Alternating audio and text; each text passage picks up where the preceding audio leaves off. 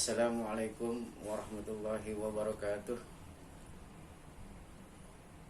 Anak-anakku kelas 7 Madrasah Tsanawiyah Nurul Falah, Arman, apa kabar? Semoga semua kalian dalam lindungan Allah Subhanahu wa Ta'ala. Tetap semangat, tetap di rumah, jaga kesehatan, jaga kebersihan, hindarkan dari kerumunan.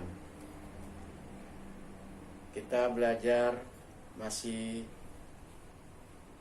jarak jauh, semoga tidak menyurutkan semangat kalian untuk belajar materi IPA terpadu. Anak-anakku sekalian, kelas 7 Madrasah Tsanawiyah Nurul Falah, Arman. Alhamdulillah, di siang ini semoga kalian juga dalam lindungan Allah, tidak kurang suatu apapun. Kita mulai untuk melanjutkan dengan mengucap Bismillahirrahmanirrahim. Materi yang lalu kalian telah menyimak lanjutan yang sekarang adalah 2 konveksi. Berdasarkan daya hantar kalornya, air dan udara termasuk isolator. Mengapa air yang dimasak dapat mendidih dan udara di atas api menjadi panas? Ini suatu pertanyaan yang barangkali jawabannya kalian juga sudah dapat menerka. Jadi peristiwa ini terjadi karena, mohon maaf, materi kita adalah kalor berpindah dengan cara konveksi atau aliran. Nah, konveksi atau aliran adalah perpindahan kalor yang disertai dengan perpindahan partikel-partikel zat tersebut akibat adanya perbedaan massa jenis. Nah, kalian coba perhatikan penjelasan berikut di bawah tentang konveksi pada zat cair. Proses terjadinya konveksi pada zat cair dapat dilihat saat memasak air. Telah kalian ketahui bahwa air yang dipanaskan akan memuai. Pemuaian ini dimulai dari air yang berada di bagian bawah yang lebih dekat dengan nyala api. Ketika air pada bagian bawah ini memuai, massa jenisnya berkurang sehingga air bagian bawah tersebut bergerak ke atas. Kalian simak gambar 514A di samping. Itu ada, saya nggak sebutkan, kalian lihat gambar A. Ketika air tersebut bergerak ke atas, tempatnya segera digantikan oleh air yang suhunya lebih rendah. Nah, kita perhatikan gambar berikutnya yang B, 514.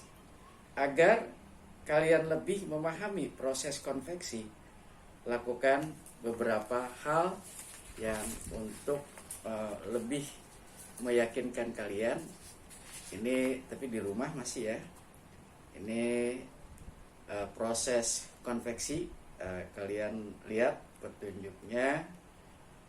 Jadi dimulai tujuan daripada mencoba ini, alat dan bahannya, cara kerjanya, bahkan hasil praktikumnya. Nah, pertanyaan, nanti kita akan diskusikan. Di sini ada Merdeka Teknologi Informasi. Praktikum mengamati proses konveksi memerlukan visualisasi berupa foto dan video. Sebaiknya proses direkam lalu video pada detik yang dimaksud dipotong dengan aplikasi seperti Windows Move, Maker. Setelah divisualisasi yang diharapkan diperoleh ilustrasi arah pergerakan warna digambar dengan draw. Jika berbentuk foto dapat langsung diolah di Corel Draw. Kamu dapat meminta bantuan nanti kalau di sekolah dengan Bapak Ibu guru atau dengan saya sendiri. Ini agar lancar dalam pengolahan video dan foto. Yang selanjutnya yang B. Konveksi pada gas. Peristiwa konveksi pada gas sama dengan konveksi pada zat cair. Konveksi pada gas, misalnya udara, terjadi ketika udara panas naik dan udara yang lebih dingin turun. Aliran udara dapat diketahui dengan melihat aliran asap yang berasal dari obat anti nyamuk bakar. Kita perhatikan ada di samping gambar ini, yaitu gambar 516. Ketika lilin di dalam kotak dinyalakan, udara di sekitar lilin menjadi panas, sehingga bergerak naik melalui cerobong A yang lebih dekat dengan lilin. Saat udara di sekitar lilin naik, tempatnya digantikan oleh udara dingin yang masuk melalui cerobong yang suhunya B. Keadaan tersebut terus terjadi sehingga terjadinya aliran udara. Nah, penerapan konveksi udara dapat kalian temui dalam kehidupan sehari-hari. Misalnya di sini pembuatan cerobong asap pada tangki pabrik serta terjadinya angin darat dan angin laut. Setiap pabrik memiliki cerobong asap yang menjulang tinggi. Hal ini dilakukan agar asap pabrik tidak terhirup manusia secara langsung. Kita perhatikan gambar di samping 517. Sebelum adanya pemanasan di dalam tungku, massa jenis udara di dalam cerobong sama dengan massa jenis udara di luar cerobong. Setelah tingkat dinyatakan udara di dalam tungku menjadi panas dan memuai sehingga massa jenisnya berkurang, udara dingin yang berada di sekitar tungku mendesak udara panas dalam cerobong atas ke atas. Udara yang semula dingin tersebut juga terpanaskan sehingga terdorong ke atas.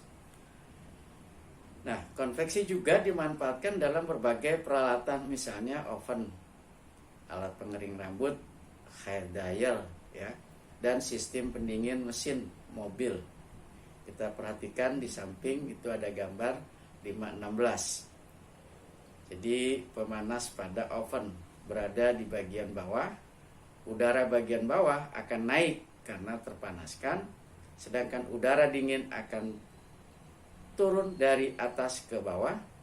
Nah, penjelasan konveksi lebih lengkap dapat kita atau kalian baca pada QR code berikut ini. Jadi di sini nanti kita akan mempelajari untuk lebih lanjutnya lagi peristiwa yang melibatkan konveksi. Di dalam QR kode ini, peristiwa konveksi dapat terjadi secara paksa dan alami.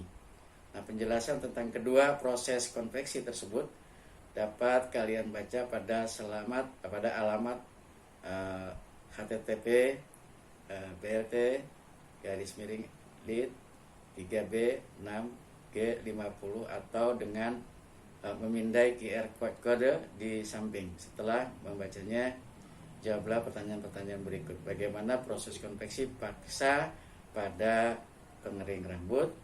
Bagaimana proses terjadinya angin darat dan angin laut? Mengapa proses konveksi mempengaruhi suhu tubuh manusia?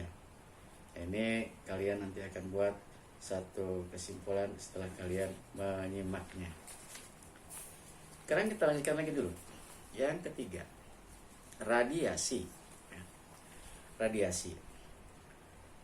Dalam keseharian, pada siang hari yang cerah, kalian dapat merasakan panas matahari. Mengapa kalian bisa merasakan panas sinar matahari? Padahal letak matahari sangat jauh dari bumi dan terdapat ruang hampa antara bumi dan matahari. Nah, pada peristiwa ini, kalor berpindah tanpa melalui zat perantara ataupun penghantar, berpindah kalor tanpa memerlukan medium, disebut radiasi. Nah, manusia selalu meradiasikan panas tubuh dalam bentuk gelombang panas. Panas tubuh manusia diradiasikan ke lingkungan setiap saat. Akibatnya, manusia akan kehilangan energi secara terus-menerus. Untuk mengurangi kehilangan energi dalam jumlah besar, manusia memerlukan pakaian putih lebih sesuai daripada pakaian hitam. Jadi terus-menerus untuk mengurangi kehilangan energi dalam jumlah besar, manusia memerlukan pakaian putih lebih sesuai daripada pakaian hitam, baik di daerah tropis yang sangat panas maupun di Amerika, di Antartika yang sangat dingin. Hal ini karena warna putih menyerap dan memancarkan panas sangat sedikit. Di daerah tropis penyerapan panas lebih sedikit, sementara di Antartika pengeluaran panas lebih rendah. Jumlah radiasi kalor yang diserap ataupun dipancarkan oleh suatu benda tergantung pada warna benda. Benda-benda berwarna gelap merupakan penyerap sekaligus pemancar kalor yang baik. Sementara itu, benda-benda berwarna terang merupakan penyerap dan pemancar kalor yang buruk. Hal ini dapat kalian amati ketika kamu atau kalian bermain di bawah sinar matahari. Ketika kalian menggunakan pakaian hitam atau pakaian berwarna gelap, kamu akan cepat merasa gerah atau kepanasan. Hal ini karena pakaian yang berwarna hitam atau gelap lebih cepat menyerap kalor. Oleh karena itu, pakaian-pakaian yang berwarna putih atau berwarna terang ketika cuaca panas, dengan demikian kamu tidak cepat kepanasan. Nah, radiasi kalor juga kita rasakan ketika kita berada di dekat api unggun. Kegiatan api unggun biasa dilakukan ketika kita berkemah. Kita perhatikan gambar 519. Panas api unggun memancar ke tubuh orang-orang yang mengelilingi sehingga merasa hangat. Sekarang sudah tahu ya. Radiasi kalor dapat diketahui dengan alat termoskop. Perhatikan gambar 520. Dua buah bola lampu A dan B dihubungkan dengan pipa yang berisi zat cair. Bola A diberi warna hitam, sedangkan bola B diberi warna putih, mengilap. Apabila termoskop tersebut diletakkan di bawah sinar matahari, kedua bola akan menyerap kalor secara radiasi. Kalor yang diterima kedua bola memanaskan udara di dalam bola hingga memuai dan mendorong zat cair yang berada di dalam pipa. Nah, kalian akan melihat permukaan cairan di bawah bola A turun, sedangkan permukaan air di bawah bola B akan naik. Hal ini menunjukkan bahwa bola A yang berwarna hitam lebih banyak menyerap kalor daripada bola B yang berwarna putih mengkilap. Setiap benda dapat memancarkan dan menyerap radiasi kalor. Besarnya radiasi kalor yang diserap atau dipancarkan dipengaruhi oleh warna benda, luas permukaan benda, dan suhu benda. Makin gelap warna benda, makin besar pula radiasi kalor yang diserap atau dipancarkan. Besarnya radiasi kalor juga sebanding dengan luas permukaan benda. Makin besar luas permukaan benda, makin besar radiasi kalor yang diserap atau dipancarkan benda. Begitu pula sebaliknya, makin kecil luas permukaan benda, makin sedikit radiasi kalor yang diserap atau dipancarkan. Besarnya radiasi kalor sebanding dengan pangkat 4 suhu benda. Benda yang bersuhu tinggi akan memancarkan kalor, sedangkan benda yang bersuhu rendah akan menyerap kalor. Nah, untuk kita lebih menguatkan lagi, kalian baca berulang-ulang. Nah, di sini ada uji kompetensi, kalian isi yang tadi kita bicarakan semampu kalian di buku kalian saja. Nanti akan kita diskusikan nanti lebih lanjut kalau kita mudah-mudahan tahun depan kita sudah dapat berjumpa di kelas. Saya akhiri materi kita kali ini dengan menutup mengucap alhamdulillahirabbil alamin. Assalamualaikum warahmatullahi wabarakatuh.